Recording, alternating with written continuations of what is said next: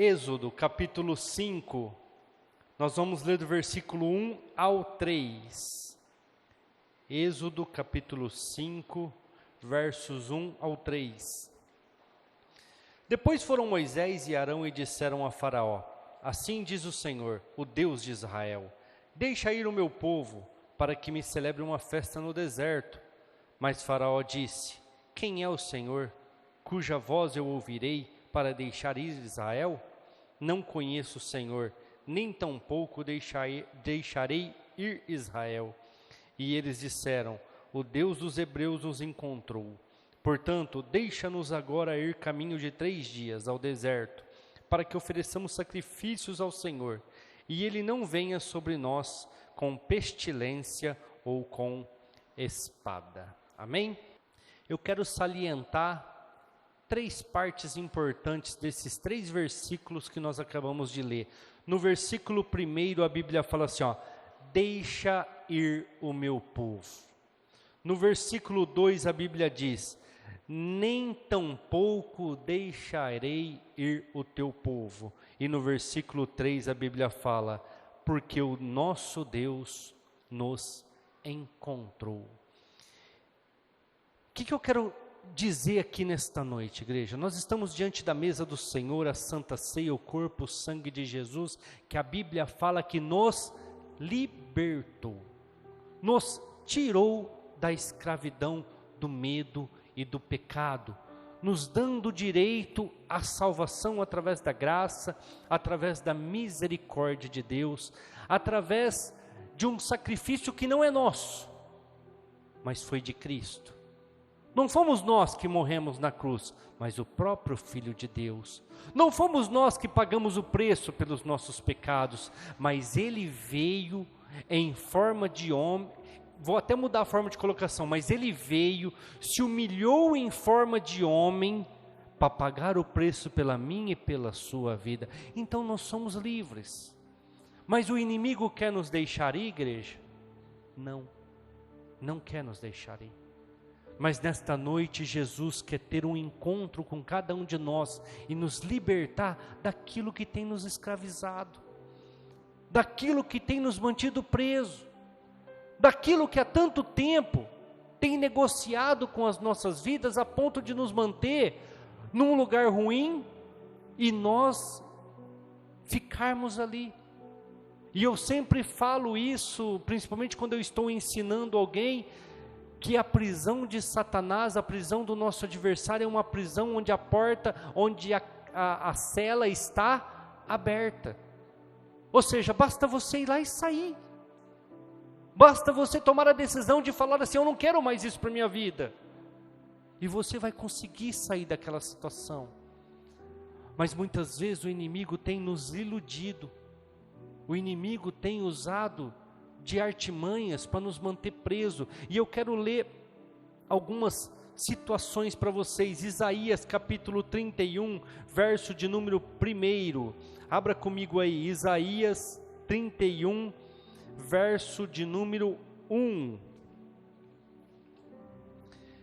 Ai dos que descem ao Egito para buscar socorro, se estribam em cavalos, têm confiança em carros, porque são muitos, e nos seus cavaleiros, porque são poderosíssimos, e não atentam para o Santo de Israel, e não buscam ao Senhor.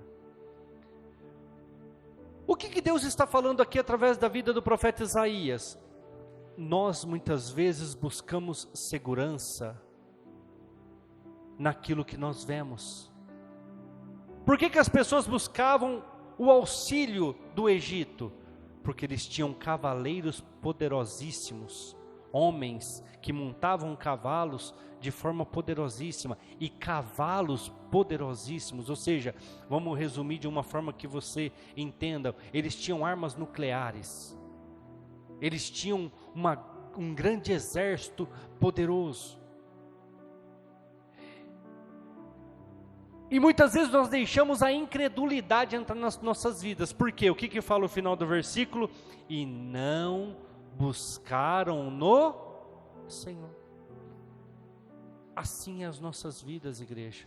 Nós podemos buscar a nossa liberdade através do corpo e do sangue de Jesus, mas muitas vezes confiamos na nossa profissão, confiamos no dinheiro, confiamos no mercado financeiro, confiamos naqueles que têm um poder aquisitivo maior e esquecemos de confiar no Senhor.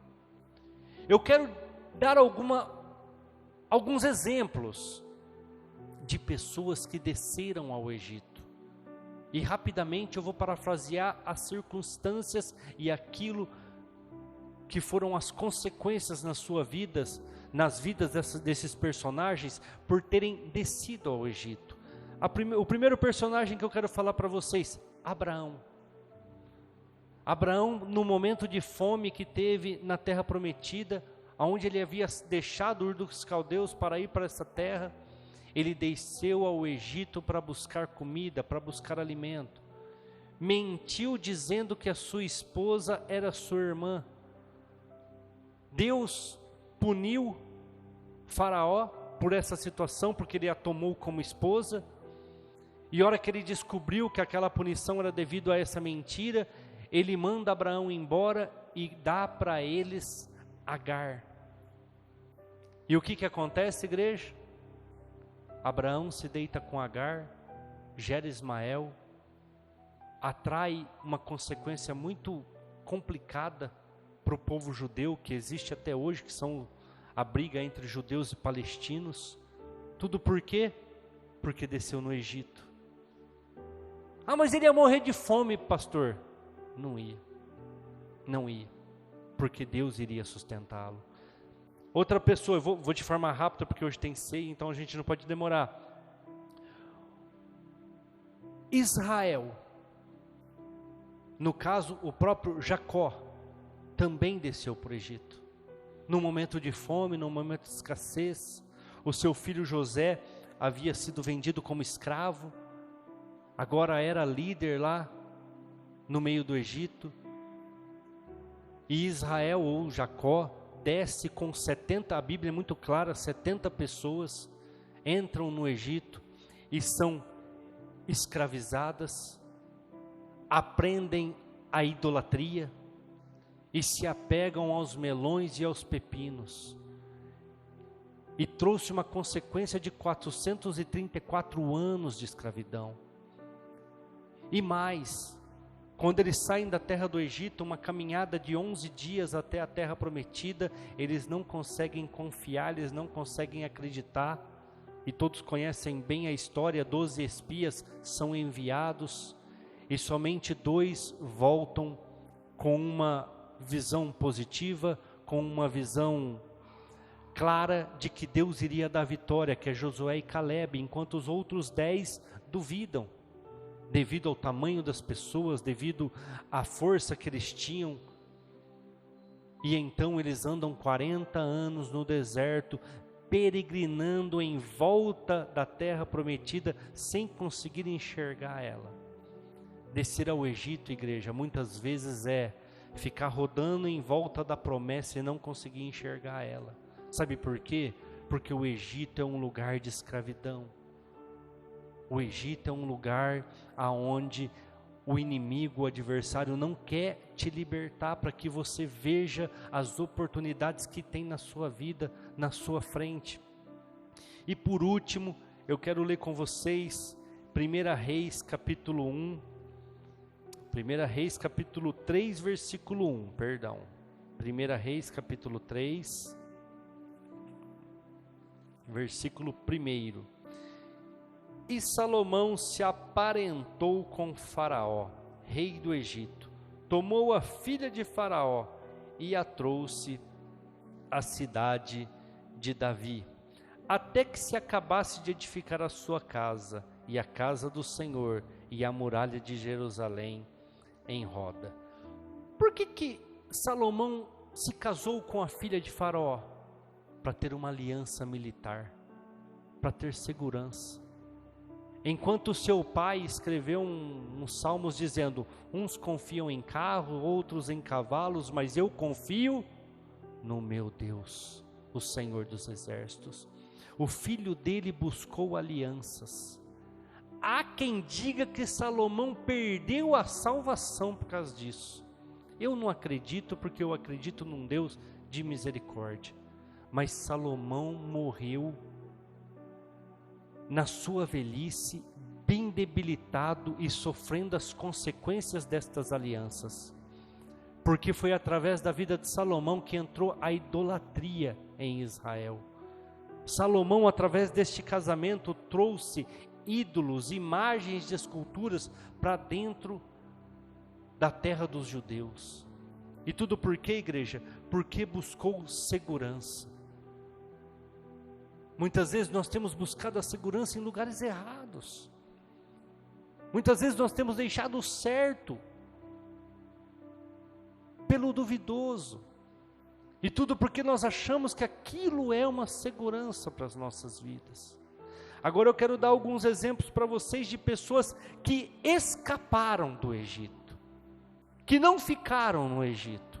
E um deles, muito claro, e vocês conhecem a história, é Moisés, que foi criado como um faraó, que foi criado como um dos seus, porque foi colocado num cesto pela sua mãe, Joquebede, colocado lá no rio Nilo, achado pela princesa, filha de Faraó, criado como um legítimo egípcio, com instruções na escrita, na leitura, como instruções inclusive de guerra, como um homem de guerra, mas que não aceitou ficar no Egito, preferiu fugir, depois de defender o seu povo e matar um egípcio por causa dos judeus. Morou em Midian, na casa de Jetro, que depois veio a ser o seu sogro, porque ele se casa com Zípora. E 40 anos depois, Deus faz ele retornar ao Egito, para retirar o seu povo, para retirar os judeus que estavam ali naquele lugar. Igreja, são pessoas que não ficaram no Egito. Outros que fugiram do Egito, o próprio Israel, agora já não Jacó, porque quando Jacó entrou lá, ele era Israel, mas 70 pessoas, agora mais de 3 milhões de pessoas saem do Egito, para uma caminhada no deserto, rumo à terra prometida, mas não ficam no Egito, murmuram, lamentam, a maioria deles caem mortos no deserto, mas aqueles que permaneceram, entraram na terra prometida e tomaram posse da sua vitória. Outro que não ficou no Egito, e este eu quero ler com vocês, que é muito importante. Abra comigo Mateus capítulo 2. Vamos ler outro versículo antes, Oséias capítulo 11. Oséias 11, verso de número 1. Quando Israel era menino, eu o amei, e do Egito chamei o meu filho. Agora vamos lá em Mateus para vocês entenderem essa profecia escrita por Oséias. Mateus capítulo 2, versos 13 ao 15.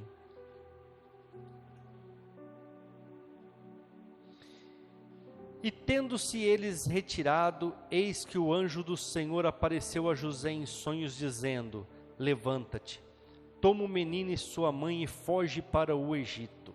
Demora-te lá, até que eu te diga, porque Herodes há de procurar o menino para o matar. E levantando-se ele, tomou o menino e sua mãe de noite e foi para o Egito. E esteve lá até a morte de Herodes, para que se cumprisse o que foi dito da parte do Senhor pelo profeta, que diz: do Egito eu chamei o meu filho. Pastor, então nós nunca vamos tomar atitudes erradas? Muitas vezes sim. Mas muitas vezes, e você vai ter consequências pelas as suas atitudes erradas. Mas muitas vezes Deus vai te levar até certas circunstâncias para tratar com você, para te moldar. Eu já falei aqui, principalmente às vezes pessoalmente, assim, o tanto que Deus me moldou, me trazendo para cá, para uma igreja pequena, para uma igreja com dificuldades para pagar as suas contas, dependente totalmente de dízimos e ofertas para poder honrar os seus compromissos. Então muitas vezes Deus vai te levar para o Egito, para um lugar de escassez, para um lugar de dificuldades, para te moldar. Então eu até escrevi aqui, para não esquecer, o Egito é necessário dentro de um propósito de Deus para a sua vida. Igreja, o Egito foi necessário para Jesus ficar vivo. Vocês entenderam isso que nós acabamos de ler? O que o anjo falou para José, pai de Jesus? Pega o menino, desce para o Egito, fica lá, num lugar de escassez, num lugar de idolatria, num lugar de dificuldades, num lugar de problema, onde as vacas cagam tudo no chão lá, mas fica lá, porque Herodes quer matar esse menino. Herodes vai buscar matar essa criança, e tem que se cumprir um versículo, e eu fiz questão de ler para vocês, Oséias capítulo 11, verso 1, tem que se cumprir uma profecia, de que Deus vai chamar o seu filho do Egito. E acredita-se, quando Jesus tinha lá seus 10 para 12 anos mais ou menos, Deus fala para José, pode voltar para Israel, porque aqueles que buscavam a morte do menino já morreram, e agora ele já pode voltar para sua terra, e para que se cumpra também aquilo que está escrito, do Egito eu chamei o meu filho. Igreja, o Egito muitas vezes é uma situação que nós não vamos conseguir evitar, nós vamos ter que passar por ela. Mas o que eu li lá, na hora que nós começamos o culto em Êxodo capítulo 5, versículo 1 e 3? Mas o Senhor me encontrou. E quando Ele te encontra, igreja, Ele quer te tirar da escravidão. E quando Ele te encontra, Ele quer te dar a prosperidade. Enquanto Ele te encontra, Ele quer fazer com que você vença. Mas qual que é o problema? É que nós nos acostumamos com o Egito. Lembra de Israel, quando está na caminhada da peregrinação? Ai, os melões, ai, as uvas. Igreja, eles eram escravos, eles não tinham melões lá. Mas só que o diabo nos engana. O nosso adversário, ele nos ilude. E nós temos uma grande dificuldade de viver aquilo que é novo. Por quê? Porque nós não gostamos de novidades. Nós gostamos daquilo que nós conhecemos. E muitas vezes Jesus está abrindo uma grande porta na sua vida. Mas você não quer sair da escravidão, porque você já conhece. Você já sabe como lidar com aquilo. É lógico que temos que tomar muito cuidado com os enganos também daquilo que muitas vezes o diabo fala, é bênção e não é.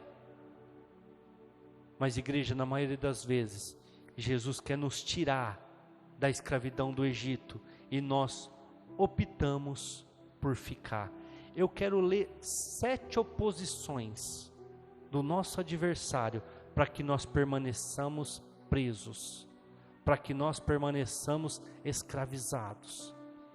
7 situações que o inimigo gera para que possa nos manter aprisionados, para que possa nos manter controlados na escassez, nas dificuldades, sem progredir, sem alcançar as bênçãos do Senhor. Vamos voltar lá para o livro de Êxodo, capítulo 5, versículos 11 e 13. Êxodo 5, versículos 11 ao 13. E de vós mesmos, tomai as vós palhas de onde achardes, porque nada se diminuirá do vosso serviço. Então o povo se espalhou por toda a terra do Egito a colher restolho em lugar de palha, e os exatores os apertavam, dizendo: acabai a vossa obra, a tarefa de cada dia, como quando havia palha. A primeira oposição que o inimigo faz para te manter na escravidão se chama retaliação. Repita comigo: retaliação. Você tenta sair e o que ele faz? Ele dobra a aposta.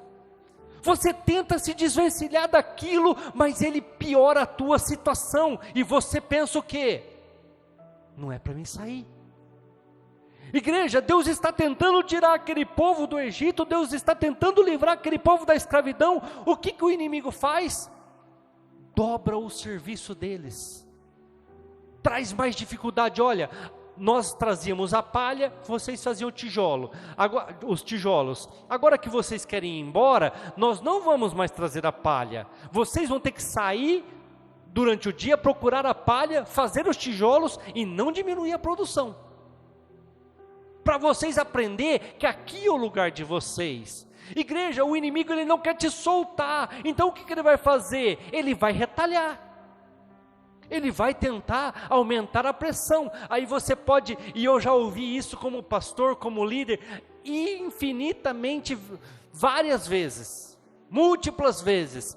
Pastor, depois que eu aceitei Jesus e passei pelas águas do batismo, parece que a coisa piorou. As coisas pioraram para a minha vida. Por quê? Porque o inimigo quer te manter preso. Então ele retalha.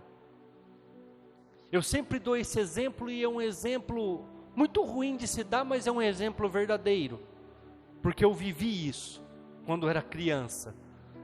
O meu pai e meu tio tinham uma chácara onde eles criavam suínos, porcos, e nós, principalmente final de ano, ganhávamos muito com a venda da carne de porco, porque vende-se muito no final de ano. E aí chegava final de ano, nós íamos para essa chácara para matar, e matava um monte de porco. E meu tio que matava, eu não conseguia nem ver, na verdade. Meu pai não matava, mas eu ajudava a limpar. E uma coisa que ficou muito marcado, a hora que meu tio dava a facada para matar aquele porco, aquele animal, ele gritava, mas daqui a pouco ele morria. Igreja, o inimigo é assim. A hora que ele leva a facada para soltar a sua vida, ele grita, ele esperneia, ele luta, ele retalha, mas o final dele é a morte. O final dele é te soltar. Mas nós precisamos aprender a lidar com a retaliação. Segunda oposição de Satanás, diga assim comigo: engano. Leia comigo o capítulo 7, versículos 11 ao 13 do mesmo livro de Êxodo. Êxodo 7, versículos 11 ao 13. E Faraó também chamou os sábios e encantadores, os magos do Egito, e fizeram também o mesmo com os seus encantamentos. Porque cada um lançou a sua vara e tornando-se em serpentes, mas as varas de Arão tragou as varas deles. Porém, o coração de Faraó se endureceu, e os ouviu como o Senhor tinha, e não os ouviu como o Senhor tinha dito. Muitas vezes o inimigo também vai fazer sinais. Muitas vezes o inimigo também vai te enganar, para que você fique ali dizendo assim: não, nós temos poder também. Nós conseguimos fazer essa situação acontecer na sua vida. E ele vai te enganar com certas situações ilusórias. Por quê? Porque ele quer te manter preso. Hora que Arão lança a vara dele lá no chão e ela se torna em serpente, os encantadores do Egito também vieram e lançaram as varas e também se tornaram em serpentes. Por quê? Porque o inimigo quer enganar. Ele quer falar que ele também tem poder. Ele quer falar que ele também pode fazer. Mas eu quis ler até o final, porque a vara de Arão fez o quê? Com as varas dos magos do Egito, igreja? Comeu. A serpente que foi gerada pela vara de Arão devorou as serpentes geradas pelos encantadores do Egito. Igreja, aquele que está em nós é mais poderoso. Até, acho que se não me engano é Romanos 8:31, né? O que diremos nós acerca dessas coisas? Se Deus é por nós, quem será contra nós? Lembra da rádio Onda 9 FM? Sempre acabava com esse bordão. Igreja, nós temos que entender que o inimigo, ele tenta nos enganar, dizendo que aquele lugar é bom. Só que o corpo e o sangue de Jesus venceu a morte, pisou a cabeça de Satanás e nos deu a chave da vida. Nos deu a chave nas nossas mãos. É por isso que eu comecei dizendo que a cela onde muitos estão presos está com a porta aberta, porque ele não tem a chave da casa dele. O diabo não tem a chave do inferno, porque foi tirado dele. Ele não pode manter ninguém preso, mas as pessoas ficam presas pelas suas próprias vontades e desejos. Até muitos de vocês já devem ter lido, porque hoje em dia a internet fala muito disso, o elefante. Desde pequeno eles amarram ele com uma cordinha bem pequenininha, bem fraquinha, mas ele é pequeno, ele tenta por várias vezes sair, se machuca e não consegue, e ele continua com a mesma corda mesmo depois de grande, e ele não sai dali. Por quê? Porque ele tentou várias vezes, se machucou e não tenta mais, e ele não sabe que ele ficou forte, e que se ele forçar, ele arranca tudo que tiver que arrancar para sair daquele lugar. Tem muitas pessoas que são fortes, igreja, mas estão presas por uma cordinha fraca. Mas porque durante anos tentou se desvencilhar daquilo e não conseguiu. E aí parou de tentar, parou de lutar.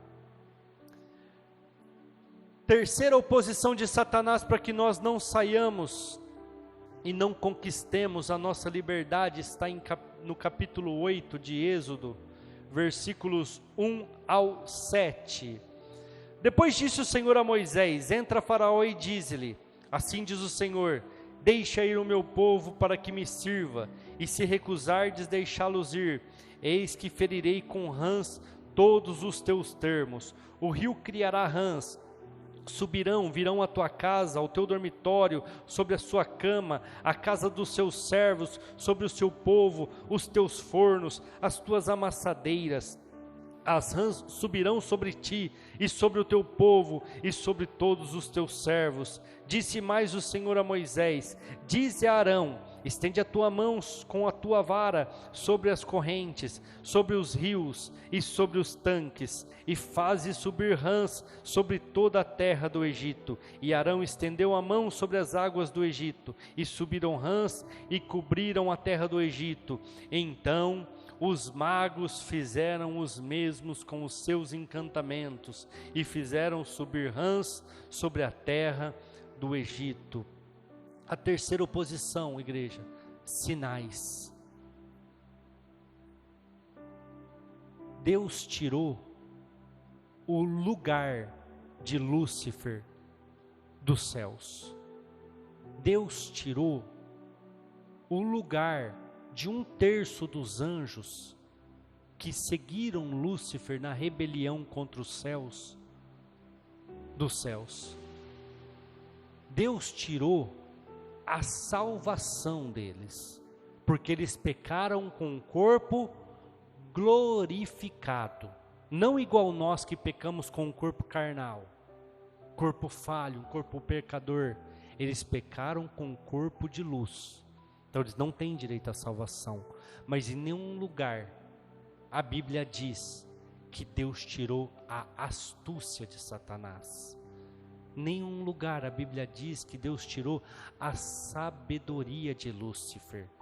E se você ler o livro de Ezequiel, que é onde fala de Lúcifer, você vai ver que ele era um querubim ungido, poderosíssimo. Então, igreja, muitas vezes ele vai operar sinais na sua vida para te manter escravo. Certa vez nós estávamos evangelizando uma família, e eu tentava de todas as formas, junto com outros irmãos, convencer aquela mulher e aquela família, mas ela, porque o marido já estava bem propenso ao evangelho de Cristo. Mas ela era irredutível a Maria, a terços, a idolatria, a igreja católica, e a gente falava e mostrava na Bíblia que aquilo era errado, que da mesma madeira que você corta uma árvore e cozinha o seu alimento, você faz um Deus e se prostra diante dele, e a Bíblia fala que você se torne igual a ele, e argumentava de todas as formas, que só Jesus é o caminho, a verdade e a vida, e não existe outro que leva até o Pai, que larga o caminho que leva para a perdição, mas estreito o caminho que leva para a salvação. Bom, resumindo, tudo qualquer tipo de argumento para convencer um católico idólatra a se converter ao evangelho, que é a verdade, muitas vezes pregando até na Bíblia deles, para eles entenderem que está escrito ali. Um dia ela virou para mim, ela falou assim para mim: sabe por que é difícil eu crer no Deus de vocês e abandonar o meu? Eu falei: por que, fulana? Ela falou: porque eu tinha problema nas pernas e eu não andava. E um dia eu cheguei na igreja, eu me ajoelhei ali na frente, eu pedi para Maria e ela me abençoou e hoje eu ando. Igreja, às vezes vocês não têm noção, mas o inimigo faz sinais. O que a Bíblia fala dos últimos tempos, igreja? Haverá sinais no céu e na terra, e muitos sinais da terra, quem que vai fazer? O anticristo, o falso profeta. Por quê? Porque não foi tirado isso deles. Então muitas vezes ele vai fazer sinal para te manter preso. Aí sabe como que eu ganhei aquela alma, igreja? Eu falei: o que te curou não foi Maria, foi a tua fé, foi você ter dobrado o joelho e acreditado que podia ser curada, não foi ela. Porque ela não pode fazer isso, ela é a mãe, mas quem fez todo o trabalho foi Jesus. Ela foi um instrumento, sem falar mal, lógico, porque nós não estamos aqui para denegrir a imagem de Maria, que foi uma mulher agraciada. A Bíblia fala muito bem dela, porque realmente ela foi alguém diferente, que aceitou o propósito. Mas igreja, o que eu quero dizer para vocês? O inimigo muitas vezes mantém as pessoas presas fazendo sinais, porque ele tem poder para isso, ele tem condições para isso. Nós precisamos aprender a entender quando que é o Senhor e quando não é. Graças a Deus hoje estão convertidos, aceitaram Jesus para salvação, batizados, e acredito que estão firmes, porque hoje eu já não tenho mais contato com eles. Mas igreja, ela falou para mim, ela falou: a grande dificuldade minha é porque ela me curou. Eu falei: não foi ela, foi a tua fé. Se você tiver fé do tamanho de um grão de mostarda, você pode pedir para esse monte sair daqui, vai para lá, e ele vai. É simples assim. A quarta oposição do nosso inimigo, capítulo 8 também, versos 16 ao 18. Disse mais o Senhor a Moisés: diz a Arão, estende a sua vara, fere o pó da terra, para que se torne em piolhos por toda a terra do Egito. E fizeram assim, porque Arão estendeu a sua vara, Arão estendeu a sua mão com a sua vara e feriu o pó da terra, e havia muitos piolhos nos homens, no gado, todo o pó da terra se tornou em piolhos em toda a terra do Egito. E os magos fizeram também assim, com os seus encantamentos para produzirem piolhos, mas não puderam. O poder do inimigo, ele é limitado por Deus. Deus permitiu que os encantadores tornassem as varas em serpentes. Deus permitiu que eles também estendessem as varas e as rãs proliferassem. Só que a hora que eles tentaram de novo, Deus falou: agora não. Agora vocês não vão conseguir fazer. Agora está limitado o poder de vocês. Vocês não vão conseguir fazer isso. Vamos continuar lendo.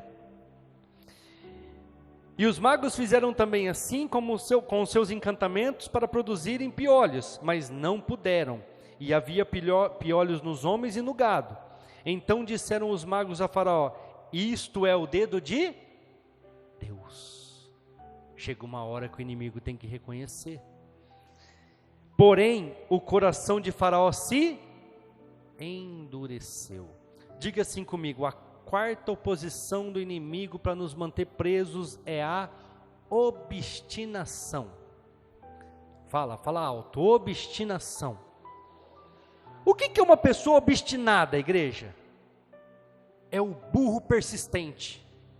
Sabe que está dando errado, sabe que a vida não vai para frente, sabe que daquele jeito não está dando certo, mas o cara continua ali, igual um cavalo com tapa. Igreja, tem pessoas que são obstinadas, elas estão ali, rodando aquele moinho, andando em volta, em círculo, não sai daquilo lá, não prospera, não vai, mas eles estão ali, obstinados. Igreja, os encantadores chegaram para Faraó e disseram assim: filho, é o dedo de Deus, porque ele não permitiu mais que nós fizéssemos e acabou. Faraó: não, eu não vou mudar minha posição, vou continuar acreditando que não é Deus nesse negócio não. Igreja, pessoas inflexíveis. Eu até anotei aqui o significado da palavra obstinado, para não esquecer de falar nenhum adjetivo dela. As pessoas inflexíveis diante de certas situações, elas não mudam, elas não veem que é ela o problema, elas não veem que é ela a desgraça que está na sua casa, para mudar, para tomar uma atitude. Elas estão ali, presas naquela situação, mas não mudam, obstinadas. Pessoas que são duras de coração, não percebem que o inimigo tem cegado as suas vidas e tirado a sua prosperidade. Igreja, é uma oposição do inimigo para te manter preso. Para de ser obstinado, comece a entender que aquilo não deu certo até hoje, então muda a sua história, muda a sua vida. Eu já cansei de contar aqui o meu testemunho particular. Sempre, minha mãe e meu pai eram católicos, me levavam nas missas, me vestia de anjinho para ficar segurando os negócios lá, ia em procissão, carregava vela, isso e aquilo. Eu era um católico praticante, eu fiz o Jufa, eu fiz o Alfa. Eu só não fiz aquele negócio de, como chama lá? Catequese lá, porque eu fui expulso, eu dava muito trabalho com os amigos meus lá. Então eu não consegui, aí falavam que eu não ia poder casar, porque não tinha o negócio lá. Mas o resto eu fiz tudo, igreja. Mas só que minha vida era travada. Minha vida era carregar uma carriola com uma lata de lavagem em cima. Minha vida era ser conhecido como filho da Conceição Lavageira. A minha vida era andar numa variante de várias cores. A minha vida era ser zombado pelos meus amigos. A minha vida era dificuldades, problemas, aflições. A minha vida era o portão da minha casa era um portãozinho de madeira, de pau, que nós fizemos com pedaços de madeira, que tinha uma madeireira perto de casa, e pregos e o martelo, que nós mesmos fizemos. Minha vida era passar humilhações. Um dia eu entrei numa igreja evangélica, e o pastor falou: você quer mudar de vida? Jesus Cristo é a transformação. Eu falei: eu quero ver se esse Jesus muda a minha história. E eu não fui obstinado, eu não fui um cara turrão. Eu falei: eu vou seguir esse Jesus, eu quero ver se ele muda a minha história, igreja. E foi a melhor decisão que eu tomei na minha vida. Hoje meus irmãos são transformados, meu pai e minha mãe é transformada, a minha vida, a minha casa e a minha família é transformada, e nós passamos da humilhação para a dupla honra, porque o bairro onde nos humilhavam, hoje nós estamos lá, no mesmo bairro, no mesmo lugar, só que não estamos mais catando lavagem, não estamos mais levando uma carriola com lavagem. Igreja, para de ser obstinado, para de ficar rodando em volta do seu rabo. Se não está dando certo, muda. Se aquilo não está te trazendo paz, vai atrás do que te traz paz. Êxodo capítulo 8, 25 ao 28. Êxodo 8, 25 ao 28. Então chamou o faraó a Moisés e a Arão e disse: ide, prestem atenção, o faraó chamou Moisés e falou assim: pode ir lá sacrificar, prestem muita atenção nisso. Cadê? Deixa eu achar onde eu estou aqui. Meu Deus, me perdi. 25. Então chamou o faraó a Moisés e a Arão e disse: ide, sacrificai ao vosso Deus nesta terra. E Moisés disse: não convém que façamos assim, porque sacrificaríamos ao Senhor, o nosso Deus, a abominação dos egípcios. Eis que sacrificaremos a abominação dos egípcios perante os seus olhos, não nos apedrejariam eles? Deixa-nos ir caminho de 3 dias ao deserto, para que sacrifiquemos ao Senhor, nosso Deus, como Ele nos dirá. Igreja, a quinta oposição de Satanás contra as nossas vidas: interesse.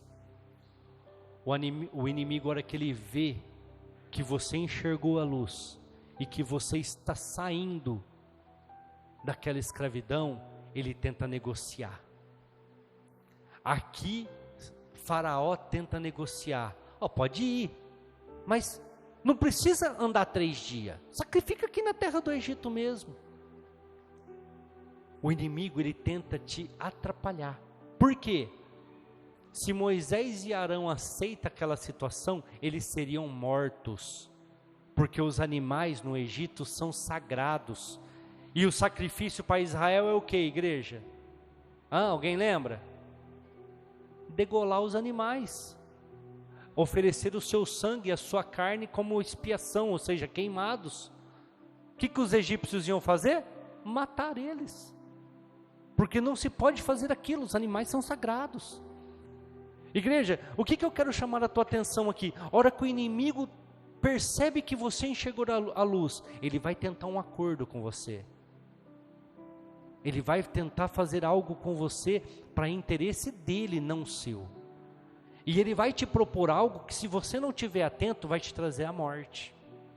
Se Moisés e Arão não tivessem atento, eles morreriam. Mas o que Moisés fala? Como que eu vou sacrificar algo que é abominável para vocês?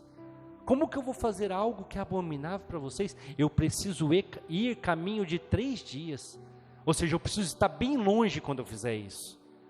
Eu não posso fazer isso aqui dentro. Igreja, o adversário, ele sempre vai tentar um acordo. Ele não quer te libertar. Ele não quer soltar.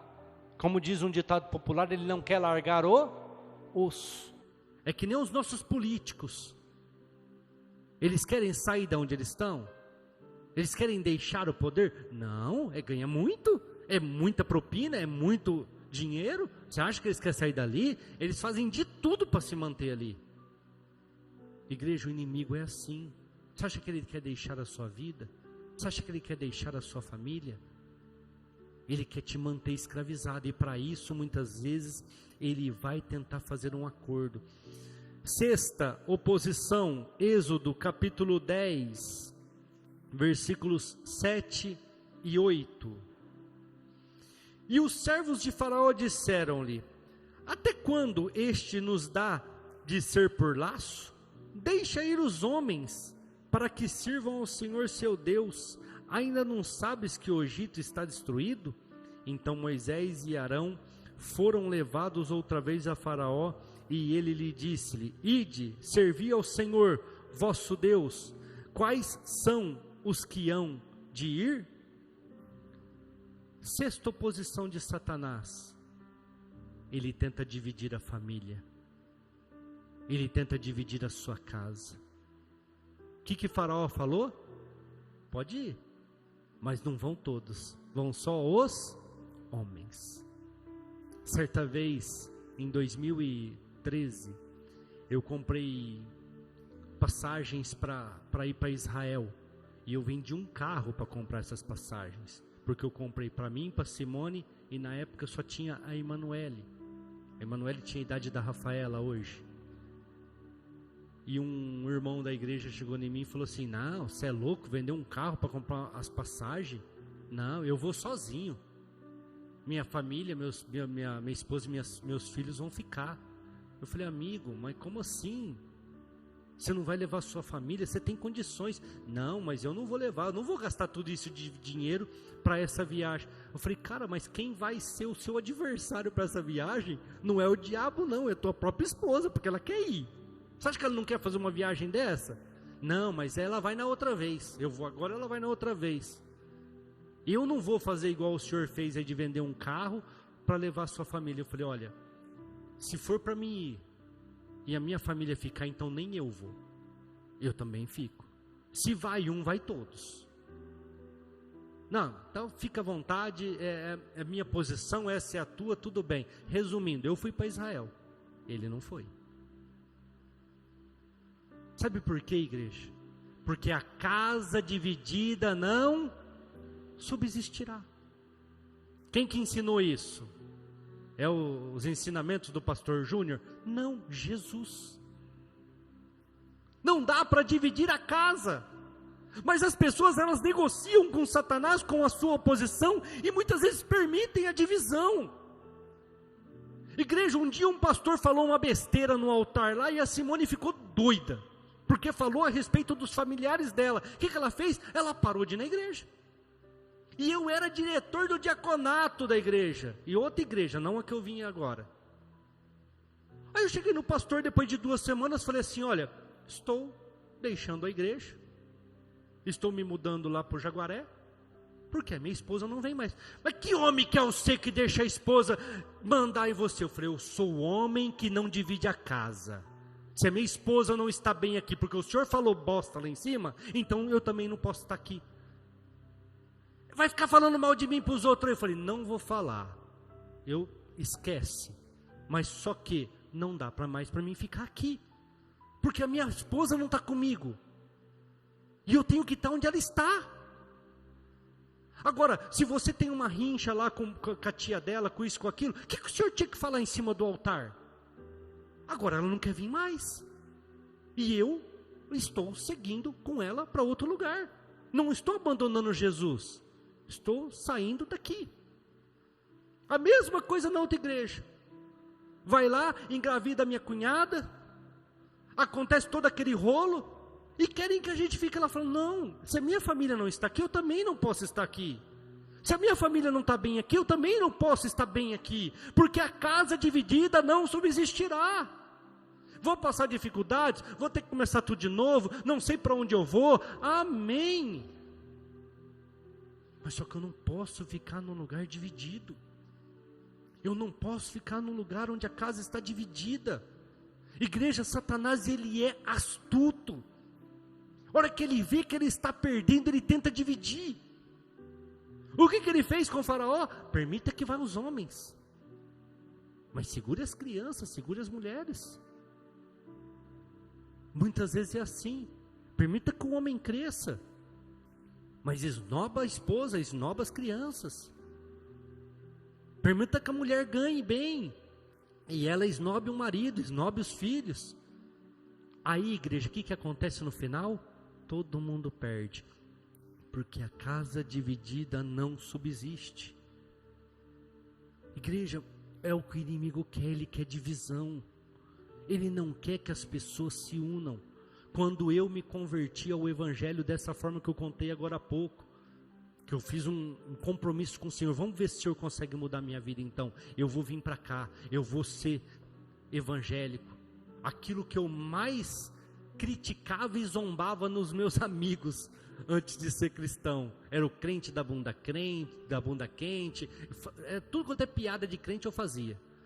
Tinha o Renatinho lá que passava para ir para a igreja de terno, e nós jogando bola na rua, e eu falava, vai crente, vai lá, e zombando deles. Falei, eu vou ser um desses agora, mas eu quero ver se o Senhor muda a minha história. Mas o que aconteceu? Os meus irmãos não me acompanharam na hora. Tive a maior dificuldade com eles, com a minha família, até que gradativamente eles foram vindo também. Mas igreja, o que o inimigo quer? Divisão. Grupo de louvor pode subir aqui para a gente já se preparar para a ceia. E por último, igreja, sétimo lugar, sétima oposição na verdade, Êxodo capítulo 10, versículos 24 ao 26. Então Faraó chamou Moisés e disse: ide, servi ao Senhor, somente fiquem as vossas ovelhas, as vossas vacas, vão também convosco as vossas crianças.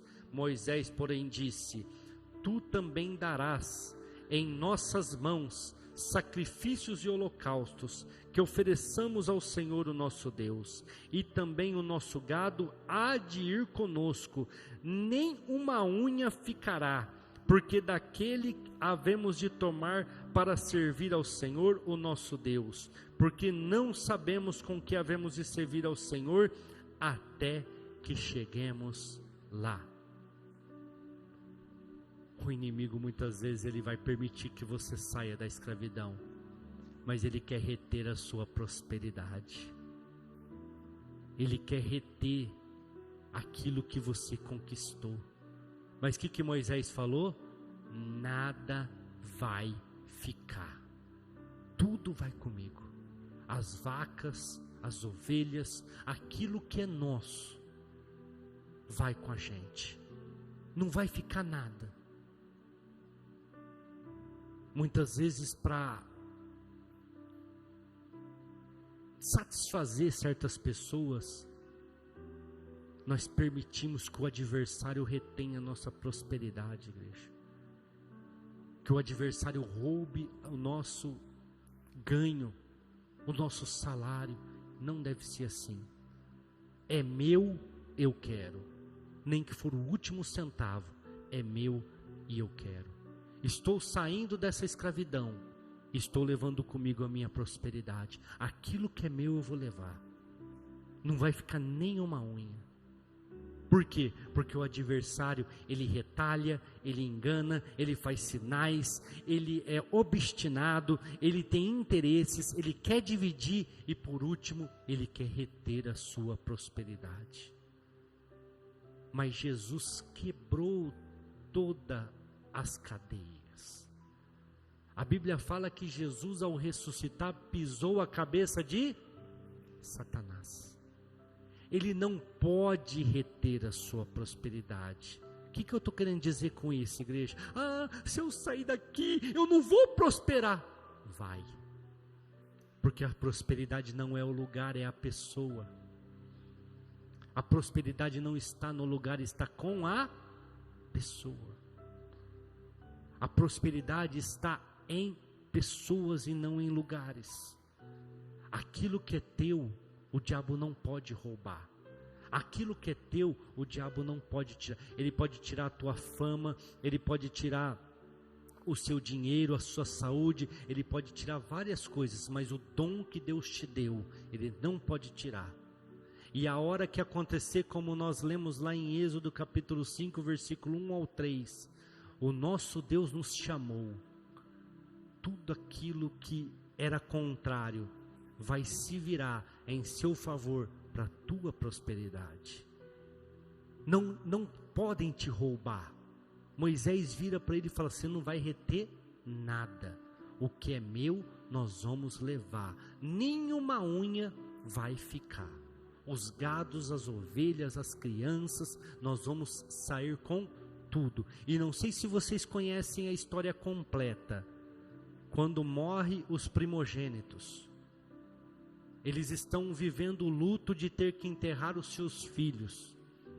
Eles estavam numa situação tão emocionalmente abalada, que os israelitas, os judeus, passavam nas casas e pediam as coisas e eles davam. Alguém já leu? Ouros, pendentes, pratas. Eles saíram ricos de dentro do Egito. Saíram. Aí você pode falar: será, pastor? Tanto é que eles fizeram o quê? Um bezerro de ouro, sim ou não? Para o adorarem. Onde eles arrumaram o ouro? Se eles eram escravos? Vocês já pararam para analisar? Eles saíram ricos de dentro do Egito. Saíram com muitos pertences de ouro. Igreja, isso é tão verdadeiro que as empresas funerárias ganham dinheiro aonde, igreja? Com a morte das pessoas. Porque a pessoa fica tão emocionalmente abalado que eles cobram 800, 1.500 para abrir buraco, para fechar buraco. Eles cobram para isso, para aquilo, cobram para preparar corpo, para pôr injeção, para fazer. Tudo eles cobram. E a hora que passa o luto ali, depois de uns 10 dias, você fala, meu Deus, gastei uma lata de dinheiro para enterrar um familiar. Mesmo pagando plano, mesmo pagando assistência funerária. Porque você está emocionalmente abalado. As pessoas que estão ao seu redor estão enterrando um ente, então eles se unem para ajudar. E nesse caso aqui, se uniram para abençoar Israel. Igreja, se você entendeu a palavra, você vai sair da escravidão e o inimigo vai ter que te abençoar financeiramente. Ele vai ter que te dar pertences, ele vai ter que te dar bens, porque nenhuma unha da escravidão vai ficar. Ele vai ter que te recompensar. Se coloque de pé nesta hora, igreja. Gênesis capítulo 26, versículos 2 e 3. Apareceu-lhe o Senhor e disse: não desças ao Egito, habita na terra que eu te disser, peregrina nesta terra e serei contigo e te abençoarei. Porque a ti e a tua semente eu darei todas estas terras, e confirmarei o juramento que tenho jurado a Abraão, o teu pai. Um anjo aparece para Isaac e fala para ele: não vá para o Egito, não vá para lá, eu vou te abençoar, como eu prometi para o teu pai. Igreja, nunca volte para o lugar aonde você saiu chorando. Uma vez uma pessoa perguntou para mim assim: se o fulano te chamar para ir lá na igreja dele pregar, você vai? Eu falei: não porque eu tenho raiva, não porque eu perdoei, não porque eu não perdoei, não, é porque eu saí chorando de lá. Eu saí com meu coração quebrado de lá. E eu estou peregrinando. O que é peregrinar, igreja? Eu não cheguei no meu lugar ainda. Eu não cheguei aonde Deus quer que eu esteja ainda. Então eu ainda estou na caminhada, peregrinando. E peregrinar, caminhar é sofrer. Vou dar um exemplo que vocês todos vão entender. Você quer ir para a praia. Nós estamos a 8 horas de distância da praia. É fácil a viagem? Foi fácil a viagem lá, o Poli e Vinícius, para o Rio de Janeiro? Cansativo, não é? É peregrinação. Só que a hora que chegar lá, como é que é? Delicioso, gostoso. É assim. Só que nunca volte para o lugar onde você saiu chorando. Nunca volte para o lugar onde te decepcionaram. Nunca volte para este lugar, porque se Deus te tirou de lá, Ele é fiel para te sustentar onde você está e para te fazer prosperar aonde você está. Mas nunca volte para o Egito. Mas é bênção, pastor. Foi bênção, hoje já não é mais. Pode ser bênção para várias pessoas, mas para você não é mais. Nunca volte para o mesmo lugar, para aquele lugar onde você saiu chorando, da onde você saiu com o seu coração quebrantado. Ah, mas está difícil a peregrinação. Continue a caminhada, porque a terra prometida pode estar a alguns passos de você. Amém? Glória a Deus.